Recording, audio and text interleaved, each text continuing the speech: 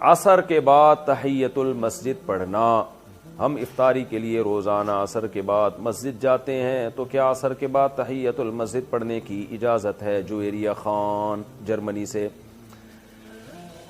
بعض فقہا اس کی قائل ہیں, وہ کہتے ہیں حدیث میں آتا ہے جب مسجد میں داخل ہو تو 2 رکعت پڑھو, تو وہ کہتے ہیں اس میں تو کوئی نبی نے فرق نہیں کیا کہ مکروہ وقت ہو یا نہ ہو. لیکن امام ابو حنیفہ اور فقہائے حنفیہ کہتے ہیں کہ مکروہ وقت میں چونکہ نمازیں پڑھنا منع ہے, تو یہ جو حدیث میں آتا ہے جب مسجد میں داخل ہو تو 2 رکعت پڑھو, تو مکروہ وقت کے علاوہ مراد ہے اس سے. وہ تو آٹومیٹیکلی وہ تو ایک عام اصول نبی نے ضابطہ بیان کر دیا کہ مکروہ وقت میں نماز جائز نہیں ہے, تو اس لیے اس کو الگ سے مستثنیٰ نہیں کیا.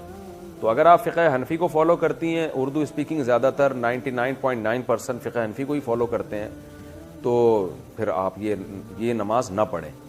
ایک فقہ کو فالو کرنا چاہیے, دوسرے پر اعتراض نہیں کرنا چاہیے. یہی طریقہ اسلام پر, شریعت پر چلنے کے لیے سب سے بہتر ہے.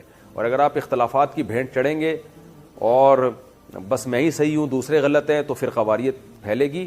کیونکہ ہر فقیہ نے جو فتویٰ دیا ہے کسی نہ کسی دلیل کی بیس پہ دیا ہے. دلائل سب کے پاس ہوتے ہیں, فرق یہ ہوتا ہے کہ کون کس دلیل کو ترجیح دے رہا ہے, دوسرے میں تعویل کر رہا ہے. تو اسی وجہ سے عوام پر لازم ہے کہ ایک فقہ کو فالو کرے اور دوسرے پر اعتراض اور طنز نہ کرے. نہ ایسا کرے کہ بات بات پہ ایک جس فقہ کو فالو کرنے اس کو چھوڑ دیا جائے, اس سے بھی بڑی بے برکتی ہوتی ہے, اس سے خواہشات نفس کا دروازہ کھلتا ہے. تو آپ یہ کام نہ کریں, عصر کے بعد آپ تحیت المسجد نہ پڑھیں. الٹی سے روزہ ٹوٹنے کا حکم. الٹی آئی اور نگل لی تو کیا روزہ ٹوٹ جائے گا؟ طلحہ صاحب کراچی سے. اگر الٹی منہ بھر کے آئی ہے, منہ بھر کے الٹی کا مطلب یہ ہوتا ہے اتنی زیادہ الٹی تھی کہ منہ میں اس کو روکنا مشکل ہو گیا آپ کے لیے, تو پھر ایسی الٹی کو نگلنے سے روزہ ٹوٹ جاتا ہے. ادروائز تھوڑی سی الٹی کو نگلنے سے روزہ نہیں ٹوٹتا. کیا تراویح کے بغیر روزے صحیح ہوں گے؟ پورے رمضان کی تراویح نہیں پڑی اور تمام روزے رکھ لیے تو کیا روزے صحیح ہوئے یا نہیں؟ سلیم نسیم.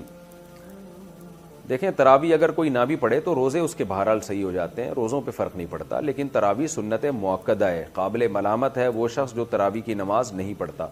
تو اس لیے تراویح بھی پڑھنی چاہیے. کبھی بہت تھکاوٹ ہو, نہیں پڑھی جا رہی, تو ٹھیک ہے کم کر دیں, مختصر کر دیں. ویسے سنت مؤکدہ 20 رکعتیں ہیں, اس پہ چاروں اماموں کا اتفاق ہے. حضرت عمر رضی اللہ تعالی عنہ سے 20 رکعتیں ثابت ہیں, اور شروع میں اسلاف میں ہمیں 16 رکعتیں بھی ملتی ہیں, 20 سے زیادہ بھی ملتی ہیں. لیکن بعد میں جب تحقیق ہوتی چلی گئی تو چاروں امام اس پر متفق ہو گئے کہ کم سے کم تراویح کی رکعتیں 20 ہیں.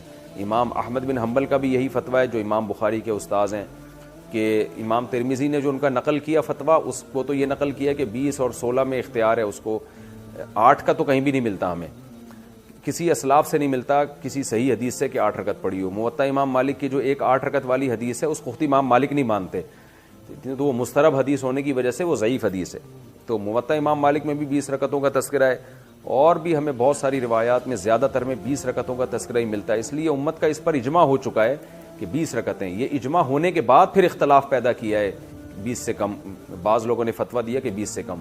تو جب ایک دفعہ کسی مسئلے پر اجماع ہو جاتا ہے تو وہ قطعی چیز بن جاتی ہے, پھر اس میں اختلاف جائز نہیں ہوتا, کیونکہ صحیح حدیث سے یہ بات ثابت ہے کہ امت گمراہی پہ کبھی بھی جمع نہیں ہو سکتی.